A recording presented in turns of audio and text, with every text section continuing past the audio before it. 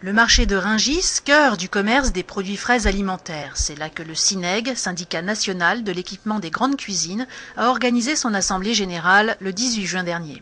Un cadre à la mesure du dynamisme du marché des cuisines professionnelles représenté par le SINEG. 50 entreprises adhèrent au syndicat, PME indépendantes ou grands groupes internationaux.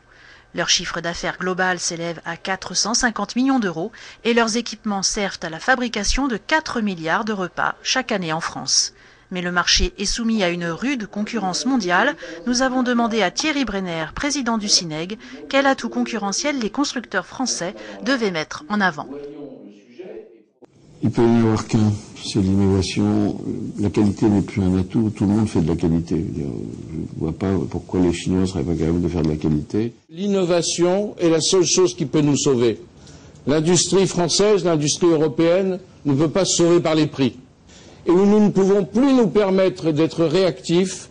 Nous n'avons qu'un seul devoir, c'est d'être proactifs. Proactivité, innovation, les maîtres mots pour conquérir de nouveaux marchés. Mais depuis 2006, le marché français accuse une baisse notable des exportations. Thierry Brenner souligne le manque de présence à l'étranger. Mais la France n'est pas encore ouverte à l'export. UI France, anciennement PE dans les ambassades, dispose d'un budget ridicule pour aider les entreprises françaises à l'étranger, alors que d'autres pays comme l'Italie, tous les salons et foires de la terre entière pour les entreprises italiennes sont payés par les chambres de commerce, par des fonds italiens pour la commercialisation à l'export. Quant au niveau national, Thierry Brenner dénonce le non-respect de la loi de modernisation économique. Là où le gouvernement et le Parlement ont voté des lois, il est dommage que le premier qui s'en exclut soit l'État. L'État a décidé, à juste titre, de raccourcir les délais de règlement des fournisseurs et des clients. L'État, il paye quand il peut, quand il a de l'argent. Nous, ça nous pose des problèmes de trésorerie. Quant à nos clients, ça dépend de leur poids par rapport à nous. Donc si des gens ont envie de s'affranchir, par exemple, de la loi de modernisation économique, nous, on aurait de tomber dessus. Il y a un certain nombre de gens qui n'en tombera pas dessus. C'est quelque chose de beaucoup plus polémique, ce que je vous dis.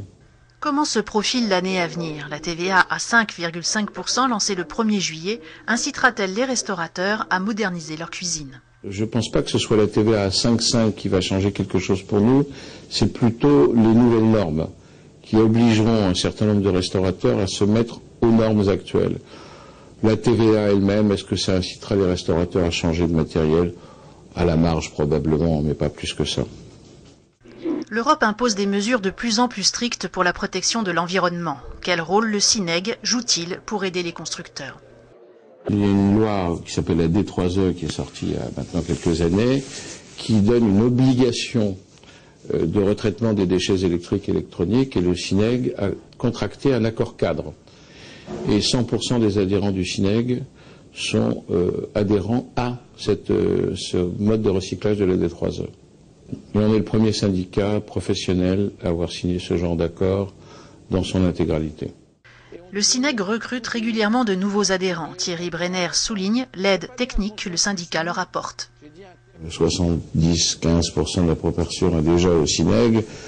Ceux qui n'y sont pas, je leur dirais, la masse d'informations qu'il faut trier aujourd'hui, la masse des réglementations et des directives européennes fait qu'un syndicat comme le nôtre peut quand même vous aider dans ce genre de circonstances, puisque nous passons notre journée à éplucher ce genre de réglementation et à en tirer la substantifiquement. Le SINEG a 40 ans d'existence. Quels sont les deux objectifs que veut poursuivre son président pour l'année à venir? Le premier, c'est faire du SINEG un organisme incontournable. Je veux qu'ensemble dans la profession, mais pas seulement le SINEG, nous devenions incontournables. J'ai exactement les mêmes intérêts que nos camarades qui sont assis aux tables là, qui sont les installateurs, qui sont les bureaux d'études. Plus notre profession sera reconnue, mieux elle sera employée. Donc mon but, 1, c'est la reconnaissance du SINEG. Et 2, je veux préparer l'avenir.